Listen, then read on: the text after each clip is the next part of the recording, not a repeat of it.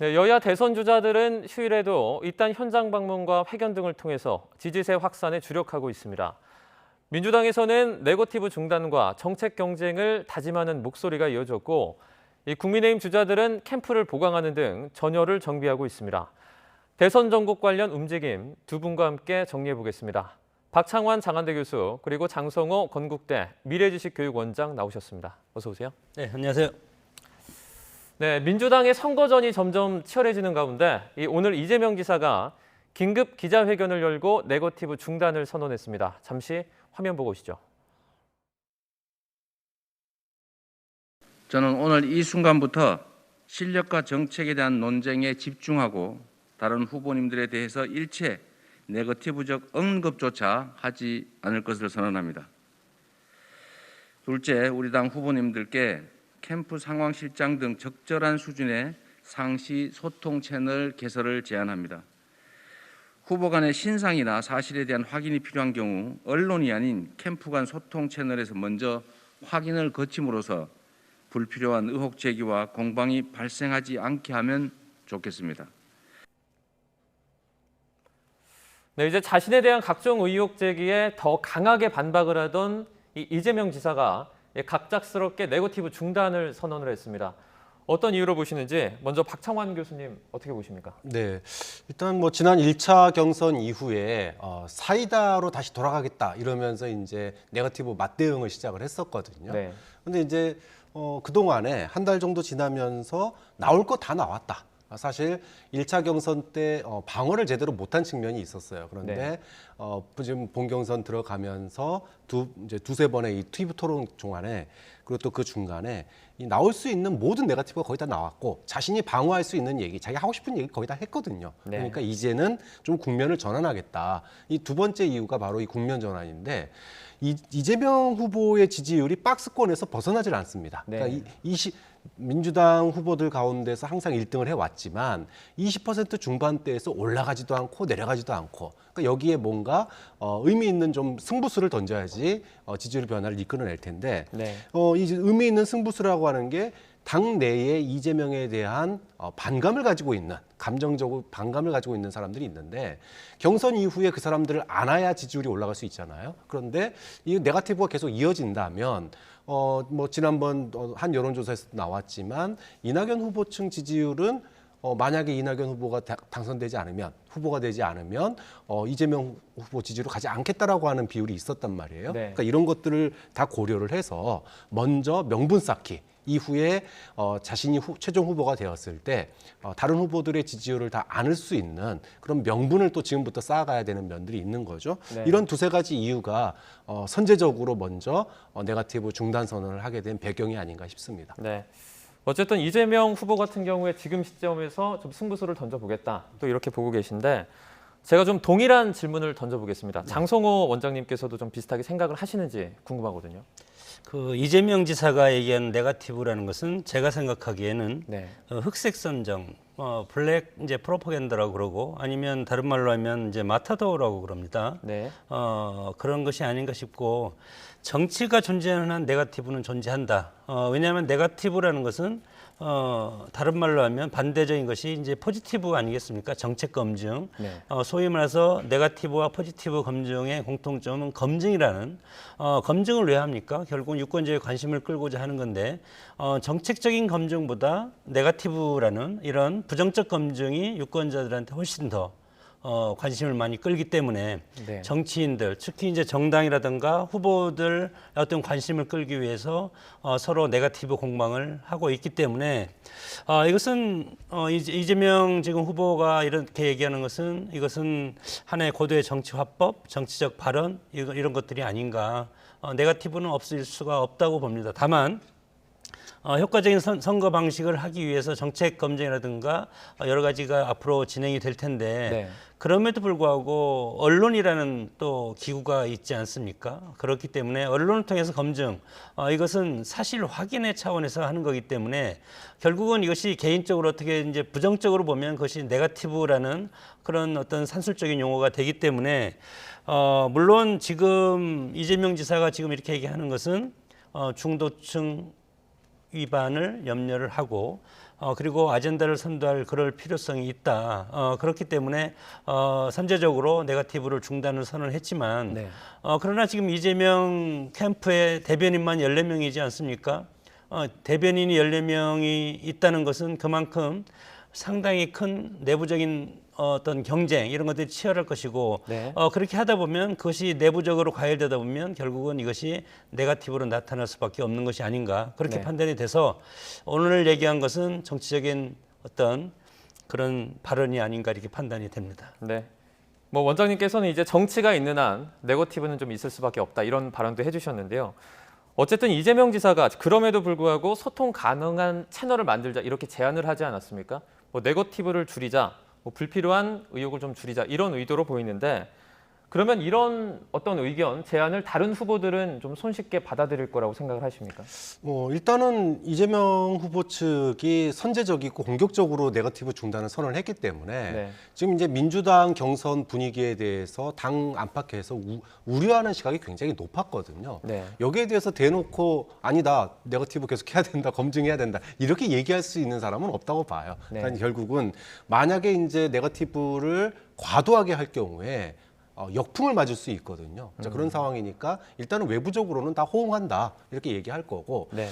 사실은 이제 지난번에 이제 조폭 사진 논란이 있었잖아요. 네. 근데 결국은 이낙연 후보 측도 똑같이 이제 찍은 사진이 있었단 말이에요. 네. 이거야말로 블랙 코미디거든요. 그러니까 이런 부분들을 좀 없애기 위해서 소위 이제 소통 채널 구성도 얘기를 했기 때문에 저는 일정 정도는 호응이 있을 거다. 그래서 뭐 다음 TV 토론이나 이때는 조금은 좀 네거티브가 좀 잦아들지 않을까. 물론 뭐 장성호 원장님 말씀하신 대로 한꺼번에 이게 없어지진 않을 겁니다. 우여곡절이 있겠지만 네. 그렇더라도 뭔가 이제 토론의 포맷을 갖다가 조금 더 정책적으로 예를 들어 한 사람씩 발언하는 게 아니라 내가 대통령이 된다면 난 이 사람이랑 꼭 같이 하고 싶다. 뭐 예를 들면 러닝메이트를 갖다가 서로 꼽는다든지 이런 식의 어떤 팀킬이 아닌 팀을 갖다가 살리는 그런 토론 방식을 취한다면 조금 더 국민들에게 신선하고 또 후보 간의 어떤 정책의 공통점 찾기 이런 쪽의 방향이 흐른다면 저는 뭐 충분히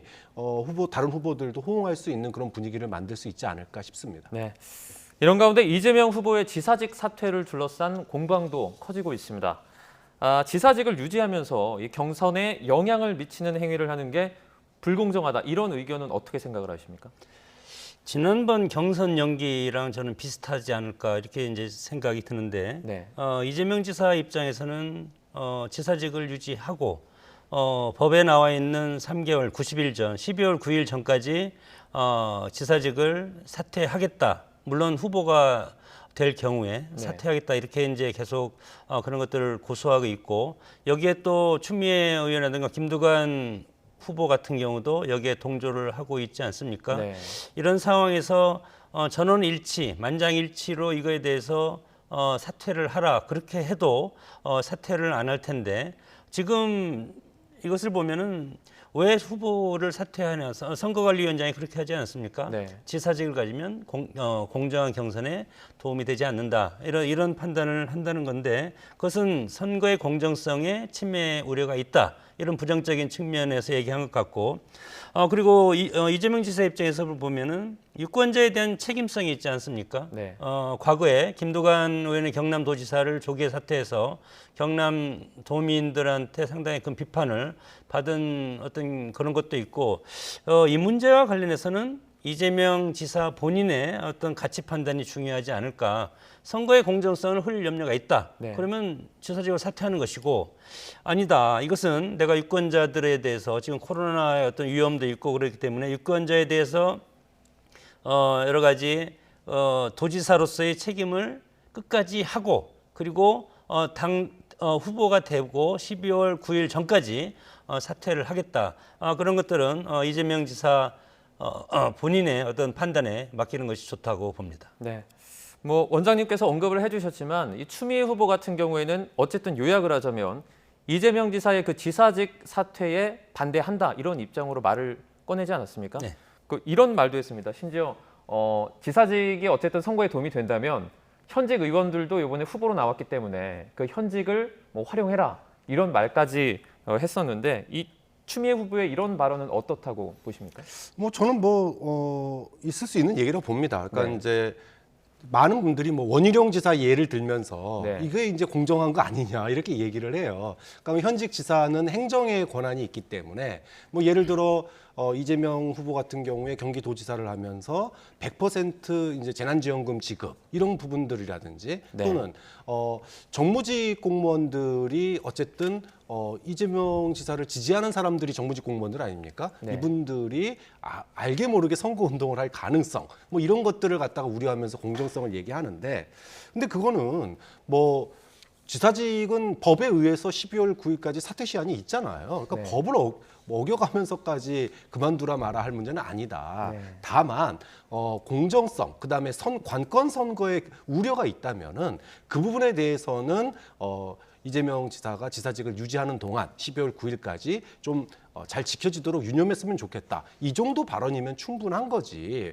지금 사상 초유의 4단계 거리두기로 방역과 민생 두 마리 토끼를 다 잡아야 되는 상황인데 네. 여기서 자기 대권 때문에 도지사직을 그만둔다? 물론 원희룡 지사나 아니면은 이런 지사들 같은 경우에는 자신이 지사직까지 내버리면서까지 경선에 올인하겠다. 이런 일종의 배수진을 쳐야지 지지도가 붙는 사람들이 있어요. 그런데 이재명 후보는 굳이 배수진을 치지 않더라도 다시 도지사직에 도전하거나 그럴 수 있는 상황이 아니잖아요. 그렇게 네. 본다면 원희룡 후보와 이재명 후보를 갖다가 직접적으로 비교해서 이거를 공정성으로 묶어가지고 원희룡 후보처럼 사퇴해라 이렇게 얘기하는 거는 네. 이거는 정치의 도의도 아니고 또 상황도 맞지 않다. 좀 그런 점에서 특히 여당은 정책의 연속성 도정의 안정성에 사실은 여당이 책임이 있는 거 아닙니까? 네. 그렇게 본다면 여당의 후보들은 점잖게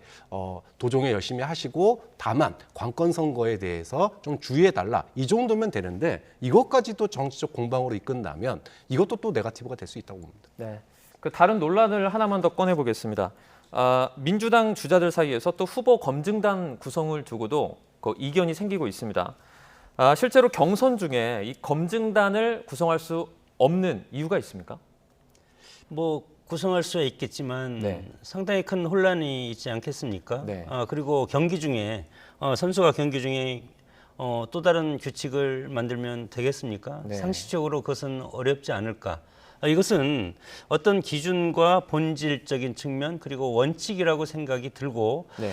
이런 상황에서 거대 정당인 민주당이 왜 이런 상식이 어긋나는 그런 발언들, 그런 모습들을 국민들한테 보일까? 참 저는 개인적으로 보면은 실망스럽다 이렇게 생각이 듭니다. 네. 그런 차원에서 선거 후보를 예를 들어서 어떤 검증단, 이 검증단이라는 것이 뭐 검찰이라든가 감사원이라든가 국세청이라든가 그런 어떤 권력이라든가 기구를 가지고 하는 것이 아니지 않습니까? 네. 정치인들이 하는 것은 결국은 정치적으로 판단을 하는 것이고 그랬을 때 상당히 큰 당내 파열음 그리고 갈등이 일어날 가능성이 상당히 크다. 네. 시험으로 뽑는다 후보를 그럴 수가 없다고 봅니다. 그리고 왜냐하면 지지층이 있고 정치라는 것이 칼로 물베기듯이 하는 것이 아니다. 네. 그리고 어떤 사안에 대해서 이것이 본인은 아니라고 그러면 결국은 이것을 검찰이라든가 법원에 가서 또 사실 확인을 해야 될 텐데 선거라는 것은 단기간에 일어나는 것이고 검찰이라든가 사법적인 절차는 상당히 오랜 시간이 걸리지 않습니까? 네. 왕왕 어떻게 선거 때 보면은 여러 가지 본인한테 상당히 불리한 것이 사안이 있을 때 이것을 법원으로 가져가는데 이미 법원에 가져가서 재판을 하다 보면 선거가 끝난 다음에 결과가 나오는 경우가 대부분이기 때문에 네. 상당히 이런 검증단 이런 것들은 상당히 위험스러운 것이고 당에 여러 가지 특정의 어떤 이익을 주거나 그럴 가능성이 있고 공정성 논란에 어떤 그 화약고처럼 그렇게 작용할 수가 있기 때문에 경기 중에는 규칙을 제정하는 것이 아니다 이렇게 저는 판단을 합니다. 네, 일단 이낙연 전 대표도 지금 오늘 아침에 냈던 이 지사의 어떤 네거티브 중단 선언을 환영한다 이렇게 말하기도 했는데요.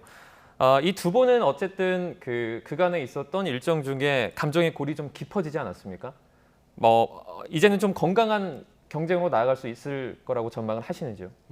전 당에서 분위기를 만드는 게 중요하다고 봐요. 후보 네. 간의 감정이라고 하는 게 한꺼번에 죄송합니다. 캠프 간의 감정의 골이 한꺼번에 사라지진 않습니다. 그러니까 네. 당에서 토론을 하는 방식이라든지 이런 데 있어서 차이점보다는 공통점을 찾는, 예를 들어 아까 제가 얘기했던 뭐 러닝메이트를 갖다가 한다면 이 사람이랑 하겠다. 내가 저 정책은 내가 대통령 되면 내 정책은 아니지만 저건 꼭 가져오고 싶다. 뭐 이런 정도의 네. 그런 토론으로 특히나 이제 적극적인 당원이라든지 적극적인 지지층, 민주당을 지지하는 사람들 이들 사이의 감정의 골을 없애는 게 제일 중요하거든요. 그러니까 네. 그런 부분에 있어서 당이 토론을 갖다가 뭐 방송사나 이런 데다만 맡기는 것이 아니라 네. 좀 적극적으로 국민들의 관심을 끌고 또 후보들 간의 정책 경쟁을 유도할 수 있는 그런 당 지도부의 노력도 필요하다고 봅니다. 네. 조금 이어서 말을 하자면 실제 뭐 이런 뭐 검증단이나 이런 논란과 관련해서 뭐 당 지도부가 특정 후보를 좀 밀어주고 있다 이런 논란도 좀 나오고 있습니다. 하나만 좀 이어서 질문을 드리자면 이런 논란이 이제는 경선 과정에서 나올 수밖에 없는 좀 불가피한 상황이라고 볼 수 있을까요? 그렇죠. 경선은 치열합니다. 지금 뭐 죽느냐 사느냐의 그런 경쟁을 벌이고 있는데 네. 누군가에게는 유불리가 나오는 결정을 할 수밖에 없거든요. 그럼 그거 나올 때마다 지도부가 너무 한쪽을 지지하는 거 아니냐 이런 얘기가 나오는 건데 경선 버스가 이미 출발했는데 버스에 탈 자격이 있는지 없는지 가리자 그러면은 자격 없으면 내리게 할 겁니까? 말도 안 되는 거고 또 만약에 그렇게 해서 검증단이 논란을 갖다가 없애면 좋은데 문제는 논란을 없애기는커녕 검증단이 새로운 논란을 만들 경우에는 어떻게 대처할 거냐 아무 대책 없거든요. 좀 그런 점에서 지도부를 흔들어서 좋을 건 하나도 없다. 지금 국민의힘이 주요 주자들과 그 당 지도부 간에 이런 뭐랄까요? 트러블이 계속 있지 않습니까? 네. 그에 비하면은 민주당이 국민의힘과의 차별성을 보여주는 필요도 있는 거고요. 좀 그런 점에서 이거는 너무 유불리에 따라서 나올 수밖에 없는 얘기다 봅니다. 네. 이제 후보 검증단 설치 문제는 이 국민의힘에서도 문제가 좀 되고 있습니다. 국민의힘 쪽에서는 검증단장으로 거론되는 인물이 김진태 전 의원인데요. 실제로 윤석열 저격수로 좀 이름이 알려져 있지 않습니까? 이 검증단의 중립성이 만약에 김진태 전 의원이 들어오게 된다면 좀 중립성이 결여될 수도 있다 이런 우려도 나오고 있어요. 어떻게 보십니까?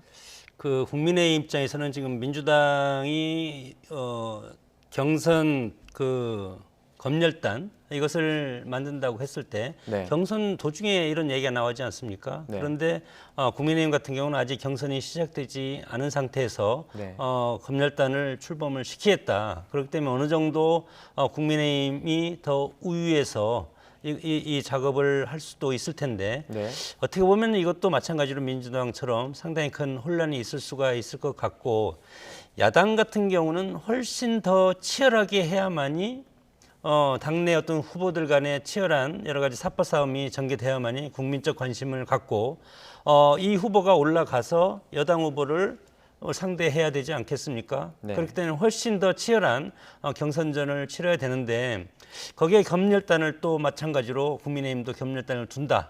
그랬을 때 이거에 대한 어떤 갈등이 상당히 첨예하게 대립할 수밖에 없고 그렇기 때문에 과연 이것이 검열단이 후보들 간에 서로 합의를 이루어낼 수 있을 것인가 이것도 마찬가지로 네.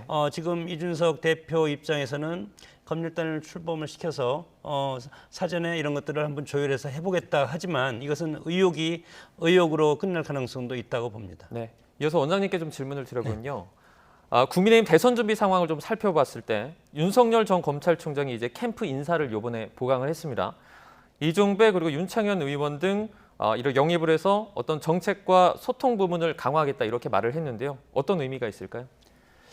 그 여러 가지 지금 이제 외부에서 당으로 들어오기 때문에 네. 지금 당내 어떤 뿌리가 없지 않습니까? 이렇기 때문에 상당히 다급한 것이 아닌가. 뭐 마찬가지로 최재형 전 감사원장도 9명, 그리고 윤석열 캠프에도 지금 9명. 기존에 장제원 의원이 이제 총괄실장이고, 네. 그리고 윤한홍 의원이 총괄 부실장, 그리고 이철규 의원이 조직본부장이고 이용 의원이 수행실장. 이렇게 기존에서 지금 이제 충청권입니다. 두 분이 이종배 의원 정책총괄본부장으로 들어왔는데 네.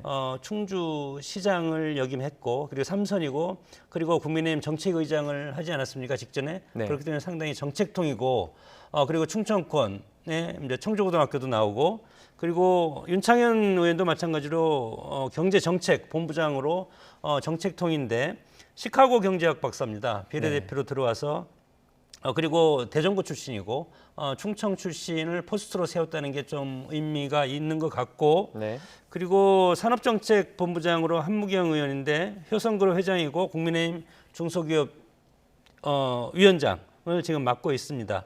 이렇게 해서 여러 명의 인사를 지금 하고 있는데, 이런 것들은 여러 가지 지금 언론에서 나와서 여러 가지 발언에 실수도 하고 여러 가지 그런 것들이 지금 불협화음이 노출되고 있지 않습니까? 네. 그렇기 때문에 캠프의 어떤 조직을 빠른 시일에 정비를 해서 후보 경쟁에 나서겠다, 그런 취지로 읽힙니다. 네. 이제 최근에는 윤 전 총장이 각종 발언이 구설수에 또 오르기도 했습니다. 뭐 후쿠시마 원전 발언도 있었고요. 부정식품 발언도 있었고 뭐 페미니즘 이런 발언 등이 있었습니다. 오해라고 여러 번 해명을 하긴 했지만 이런 점들이 정치적인 화법에 익숙하지 못하다, 이렇게 해석할 수 있을까요?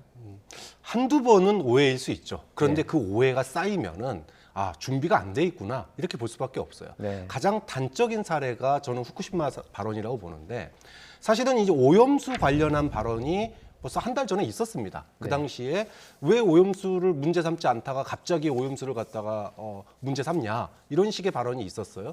당시에도 이게 굉장히 부적절하다라고 하는 지적이 있었습니다. 네. 그런데 그 사이에 캠프도 확장을 했고 입당까지 했는데, 이번에 또 후쿠시마 관련해 가지고 폭발은 없었다, 방사능 유출도 없었다, 이렇게 얘기를 하니까 본인이 말하고 싶던 어떤 뭐 본연의, 그러니까 그 안에 원자로가 폭발한 건 아니다라고 하는 얘기를 하고 싶었겠지만, 국민들로 봐서는 수소 폭발로 발전소의 뚜껑이 날아가는 폭발하는 장면을 눈으로 봤고, 네. 심지어 그 원자로가 녹아서 거기서 고농도의 방사능이 누출되고 있는데, 이거를 폭발이 없었고 유출이 없었다라고 얘기하면은 그 전에 자신이 논란을 일으켰던 발언에 대해서 그 한 달이 넘는 시간 동안 수정도 안 됐고 그 다음에 고쳐지도 않았어요. 자, 그러면 이게 본인이 이제 지난번에 입당할 때 배우가 되겠다라고 얘기를 했습니다. 하도 말실수를 많이 하니까. 네. 그러면 결과론적으로는 고쳐지지 않는 배우 아니냐. 그럼 이건 자질의 물음표가 생기는 거죠. 네. 좀 그런 점에 있어서 윤석열 후보에게 이번 발언, 후쿠시마 발언 같은 경우에는 굉장히 타격이 크고, 윤석열 후보에 대해서 비판적인 뭐 여권 지지층뿐만이 아니라 중도층, 그리고 심지어 야권 지지층 일각에서도 네. 자질에 대한 물음표가 생길 수밖에 없는 상황으로 지금 가고 있다. 좀 그런 점에서는 윤석열 후보가 출마 선언한 이후에 본인의 어떤 메시지 관리 실패, 이걸로 인해서 좀 상당히 제일 심각한 위기를 맞고 있는 거 아닌가, 좀 그런 점에서 당내에서도 이 부분에 대한 우려의 시각이 굉장히 높은 걸로 알고 있습니다. 네. 이제 뭐 교수님이 말씀해 주신 것처럼 오해가 여러 번 겹치면 뭐 준비가 부족한 거 아니냐, 자질이 부족한 거 아니냐, 이런 지적이 나올 수 있다. 일각의 어떤 비판의 어떤 모습을 또 설명해 주셨는데요. 이 부분 어떻게 보고 계십니까? 뭐 자질이 부족할 수도 있지만 네. 응용력이 없기 때문에 실수를 한다고 봅니다. 네. 정치는 종합예술이고, 특히 대통령이라는 직은 그 종합예술의 가장 하이라이트 아닙니까? 국가의 미래를 책임지고 이끌어 가야 되는, 국민의 먹거리를 해소하고, 그리고 국가의 미래 방향성을 제시하면서 네. 이끌어 가야 되기 때문에 종합예술의 하이라이트가 대통령직이고, 그렇기 때문에 서민과 애완의 어떤 길을 그동안 쭉 받아왔고, 예를 들어서 정치적 경험, 국회의원직을 3선을 했다든가, 과거에 뭐 YS는 DJ처럼 오랫동안 국회의원직을 했다든가, 그것이 국정을 운영한 경험 아니겠습니까? 아니면 뭐 여러 가지 지방선거에서 출마해서 서민들과의 어떤 여러 가지 부대끼는 것이 있다든가, 네. 그런 것들이 필요한 것이 응용력이 생긴다는 겁니다. 그러나 이제 윤석열 전 총장 지금 후보 같은 경우는 네. 검사로서의 생활만 쭉 하지 않았습니까? 검찰이라는 것은 법을 해석하고 집행하는, 그렇기 때문에 어떤 종합적인 그런 응용력은 아직은 떨어진다. 그렇기 때문에 이런 말실수가 있는 것이지, 뭐 기본 자질이야 여러 가지 국가 경영에 대한 철학, 이런 것들은 살면서 쌓아왔을 것이고, 그렇기 때문에 지금 실수가 되는데, 이 실수가 지금 실수는 그래도 국민들이 일정 부분 지지층이 아직은 그렇게 크게 위반하지 않는다고 생각이 드는데 그러나 앞으로 더 지금 이제 대선 후보로 가까이 갈수록 국민들한테 모든 것을 다 이제 열어서 여당과 야당 후보가 서로 1대1로 격돌해야 되지 않겠습니까? 이럴 때 실수가 나오면 중도층이 즉시 위반하기 때문에 네. 지금 당내 검증이 상당히 필요한 것이 아닌가 이렇게 생각이 들고 그렇기 때문에 지금 그 최재형 전 감사원장도 정치를 해보지 않았고 네. 법조계 출신 아니겠습니까? 네. 그래서 두 분이 과연 당내에서 당내 경선을 하면서 과연 정치적인 어떤 응용력이 정말 대통령으로 나갈 정도의 수준이 되는 것들인지 그런 것들은 국민의힘에서 이것을 판단해서 결정해서 국민들 앞에 선보여야 된다 그렇게 봅니다. 네. 지금 국민의힘에서 이 윤석열 캠프 그리고 또 최재형 캠프에 이 현역 의원들이 계속해서 합류하는 모양새가 나오고 있습니다. 이준석 대표 같은 경우에는 크게 문제될 수준은 아니다 이렇게 언급을 하기도 했는데요. 앞으로 더 늘어난다면 뭐 지도부의 개입이 필요하다라고 보십니까? 어떻게 보십니까? 늘어날 수밖에 없죠. 대통령제 국가에서 네. 대통령 후보에게 의원들이 붙는 건 너무나 당연한 일입니다. 자, 그러다 보니까 이게 문제는 캠프로 현역 의원들이 들어가는 게 문제가 아니라 네. 당 지도부와 원활한 관계를 유지하는 게 중요한데 캠프로 의원들이 속속 모이고 있는데 여론조사에서 야당 지지율 중에 1, 2, 3, 4위를 다툰 후보들이 네. 당이나 당이나 당대표가 주관하는 행사에 참석하지 않고 있다. 이게 더 본질적인 문제인 거죠. 그러니까 의원들이 가서 줄서기 할 수 있습니다. 얼마든지 할 수 있고 또 윤석열 후보로서는 정책이나 소통 또 이후에 경선을 대비하기 위해서 또 영입을 하죠. 그런데 정작 그런 부분들을 하면서 당에서 준비한 행사에 연달아 지금 3번을 불참했잖아요. 네. 그리고 또 당대표와 설전을 주고받습니다. 네. 이렇게 되면 본인이 아쉬워서 입당을 했는데 그러니까 소위 메시지 관리 실패, 말 실수 때문에 지지율이 하락하니까 이것에 어떤 안정성을 주기 위해서 입당한 거 아닙니까? 그런데 입당을 하고 나서 당대표나 당과 함께하지 않을 거면 뭐하러 입당했냐. 이런 비판이 나올 수밖에 없는 거예요. 특히나 지금 소위 말해서 이준석 패싱으로 불리우는 이런 현상들이 네. 결국은 세과시라든지 경선을 앞두고 그다음에 줄 세우기 이런 일환이라면 의도적인 패싱이라면 이거야말로 이후에 국민의힘이 당으로서 존재하는 게 아니라 네. 철저하게 개인에 의해서 당이 조직이 파편화되는 이런 방향으로 나갈 수도 있기 때문에 저는 줄서기가 문제가 아니라 현역 의원들의 캠프 참여가 문제가 아니라 네. 당 지도부와 당 지도부를 패싱하면서 이런 일이 벌어지는 게 더 큰 문제다. 이거는 국민의힘의 대선 이후에 당내 어떤 권력 투쟁, 당내 당권 투쟁 이거하고도 또 연관이 되기 때문에 네. 지금 국민의힘은 이 문제를 해결하고 가야지 해결하지 않고 계속 갔다가는 국민의힘 후보가 당선돼도 문제고 당선 안 돼도 결국은 국민의힘은 또다시 포비박산 날 수밖에 없거든요. 네. 좀 그런 점에서 심각한 문제라고 봅니다. 지금 이준석 대표와 윤 전 총장 간의 갈등 말씀을 해주셨는데 이른바 지금 돌고래와 멸치 뭐 이런 사태로 번지지 않았습니까? 경선 국면에서 이런 대표와 후보 간의 이런 갈등이 어떤 경선에 악영향을 주는 건 아닌지 또 궁금하거든요. 그 당대표의 어떤 권위라고 얘기할 수밖에 없는데 네.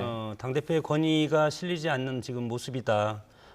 최근에 뭐 윤석열 전 총장이 이준석 대표가 당에 없을 때 들어가서 또 입당 신고도 한 것도 그렇고 네. 정당 사상 뭐 예를 들어서 그런 모습을 보기는 쉽지 않은 모습이고 그런 모습이 연이어 지금 계속 나타나고 있지 않습니까? 네. 이런 것들이 여러 가지 우리가 과거에 보면은 개파 보수주의 이런 것들로 다시 회고하는 그런 경향이 있고 네. 그런 것들이 우리는 이제 구태라고 얘기를 하고 정당도 마찬가지로 예를 들어서 정당의 본질적인 기능은 혼란을 질서로서 전환시키는 그런 기능인데 우리 정당을 보면은 보수 개파주의로 인해서 국민의 갈등을 부추기고 국민을 다시 줄서게 만들고 지금 의원들도 마찬가지로 지금 줄 서고 있지 않습니까? 네. 이런 것들을 봤을 때 과연 우리 대통령제는 대통령제지만 순수 대통령제가 아니고 제왕적 대통령제이기 때문에 대통령이 모든 것을 다 쥐고 있다. 그래서 헌법적 이런 헌법 개정이 더 우선돼야 되는 것이 아닌가 이런 이제 판단도 드는데 네. 어떻게 보면은 지금의 국민의힘의 모습을 보면은 젊은 30대 이준석 대표가 상당히 국민들한테 관심도 많이 갖고 그리고 이준석 대표의 앞으로의 행보라든가 그리고 당에 이끌어가는 그런 리더십 이런 것들을 지금 국민들이 보고 있지 않습니까? 이준석 대표의 리더십이 흔들린다면 국민의힘 자체가 흔들리고 그랬을 때 국민의힘을 지지하는 다양한 계층 그리고 여권의 반사 이익을 받아서 국민이 지금 상당히 지지율이 올라가고 있는데 이런 것들이 한순간에 무너질 가능성도 있기 때문에 네. 대선 대선 후보들뿐만 아니고 여러 가지 당내에서는 당 대표를 중심으로 끌고 가는 그런 모습이 상당히 필요하다고 봅니다. 네. 국민의힘 같은 경우에 지금 뭐 말씀해 주셨지만 이준석 대표의 패싱 논란이 계속해서 좀 불거지고 있는 모양새예요. 이런 부분에 대해서는 좀 어떤 우려가 있다고 생각하십니까? 그렇죠. 후보들이나 이제 당 국민의힘 일각에서는 이준석 대표가 자기 정치화 너무 하는 거 아니냐. 네. 대표만 보이고 후보들은 안 보인다. 이런 얘기를 하는데 네. 근데 저는 좀 반대로 봐야 된다고 생각해요. 대표가 보이는 이유는 후보들이 눈에 안 보이기 때문이 아니냐. 그러니까 후보들이 나가서 계속 지금 뭐 최재형 감사원장도 출마 선언하면서 기자들의 질문에 대해서 공부가 안 됐다라고 하는 발언으로 논란을 일으켰고 또 윤석열 후보도 입당하고 나서도 계속 지금 말실수 때문에 지지율을 깎아먹고 있는 좀 그런 상황인데 그렇다면은 이럴 때일수록 당과 후보들이 원팀을 이루는 모습을 보여줘야 돼요. 그런데 뭐 지금 그 당의 어떤 행사에 계속 불참함으로 인해서 오히려 불화설을 키우고 있거든요. 자, 그럼 이걸 키우게 되면 무슨 현상이 벌어지느냐? 당 대표의 리더십을 아예 공개적으로 무시하는 상황이 돼버리는 겁니다. 네. 지금 결국은 당을 재편하겠다라고 하는 뜻이 그 안에 들어있는 거예요. 내가 대통령이 되면 내 중심으로 당을 이끌고 가겠다라고 하는 얘기이기 때문에 물론 뭐 대통령제에서 그게 자연스러운 일이긴 하지만 그렇더라도 이렇게 노골적으로 당 대표를 패싱한 일은 없었거든요. 네. 이게 결국은 경선에서도 굉장한 악영향이고 또 이준석 대표의 미래에도 도움이 안 되는 거고 또 후보들에게도 결국은 경선의 흥행에 어떤 도움도 안 될 뿐만 아니라 이후에 당이 소위 계파에 따라서 또다시 계파 논란을 빠질 수 있는 국민의힘이야말로 소위 친박 친이 논란으로 얼마나 많은 우여곡절을 겪었습니까? 네. 좀 그런 또다시 다시 계파 논쟁으로 빠질 수 있는 계파로 빠질 수 있는 그런 우려도 있기 때문에 좀 이 부분은 당과 후보들이 좀 머리를 맞대고 국민들 앞에 쇼라도 좀 우리가 이렇게 해서 힘을 합치겠다. 이거라도 지금은 필요한 시기가 아닌가 싶습니다. 그래서 여기에서 이제 지금 여러 가지 이제 혼란상이 일어날 수가 있습니다. 네. 그런 것들을 일정 부분 좀 보완할 측면은 중앙선대위원장, 국민의힘 중앙선대위원장을 외부인을 영입을 해서 네. 이분한테 많은 힘을 실어주어서 이분을 하여금 이런 후보들을 장악할 수 있게 하고 그리고 대선 경선을 치를 수 있게 하면 그래도 이준석 후보의 리더십, 이준석 대표의 리더십을 조금 보완할 수 있는 그런 방안이 되지 않을까 그런 생각도 하고 싶습니다. 네. 알겠습니다. 여기까지 듣겠습니다. 이 박창원 장한대 교수 그리고 장성호 건국대 미래지식교육원장과 함께 대선 전국 관련 움직임 자세히 분석해봤습니다. 예, 오늘 고맙습니다.